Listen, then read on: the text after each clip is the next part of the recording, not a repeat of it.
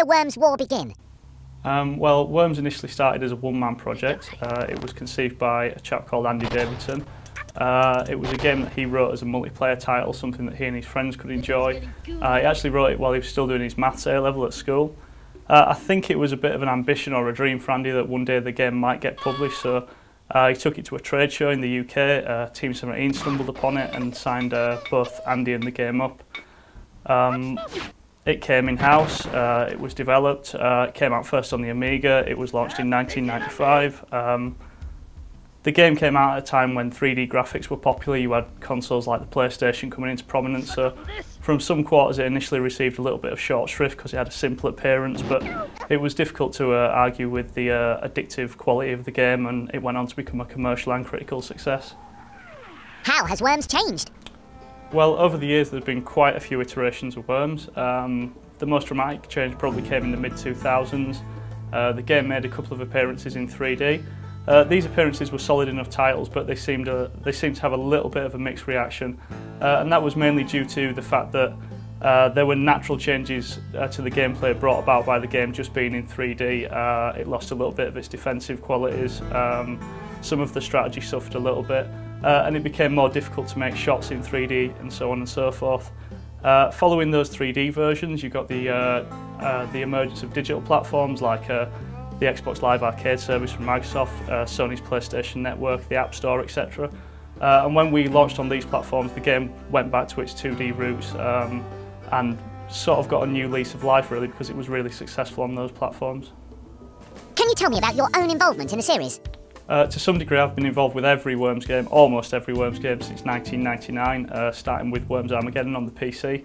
I think my first role as a lead designer was in 2006 with Worms Open Warfare 2 on the PSP and DS. So, if my maths are right, the original was 17 years ago and brings us to Worms Revolution.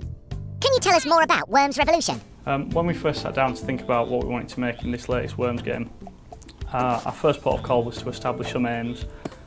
We were very conscious of the history of the brand, where it came from, the number of games that we'd made before that, and kind of, I suppose, to a degree, we wanted people to take notice of this game. We wanted a version of Worms that was essentially a game that could compete with the other high-quality products on those same spaces into which we'd be releasing.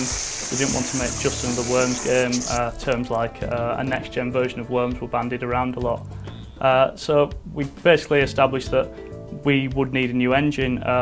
We wanted the 2D gameplay that the series is known for, and we needed some new features that would evolve the brand in meaningful ways. And the result was really a completely new engine. We didn't want to use the 2D engine that we'd used in the past because we felt that that might limit what we were able to do. And we were also worried that it also might end up looking similar to those previous games, which wasn't what we wanted, basically. And how does Worms Revolution fit into the series? Well, creating the game from the ground up, one of the things that we need to consider is that none of the things from the old games are ported across, none of that stuff comes across for free. While we're trying to make something contemporary, at the same time it needs to be recognisable, it needs to feel it, it needs to play like Worms. That's very important to us. We have staff members working on getting the balancing right. They've worked on numerous Worms games such as Worms Armageddon in the late 90s. With the new engine we've got gorgeous high definition graphics. We get a 3D landscape that, thanks to some very clever tech, deforms to the same resolution as the 2D games. The game loses none of its defensive strategy with the landscape being in 3D. If anything, we've got a host of new features such as different types of worm, physics objects, dynamic water. These increase the game's strategy. You get situations in multiplayer games that just flat out can't happen, don't happen in the previous games. Each of these new features as well also allows us to bring something new to the single player experience. We can employ these to make more interesting missions, more interesting puzzles. At the end of the day, I hope the end user feels that we've made something that's recognisably Worms but has a unique freshness to it.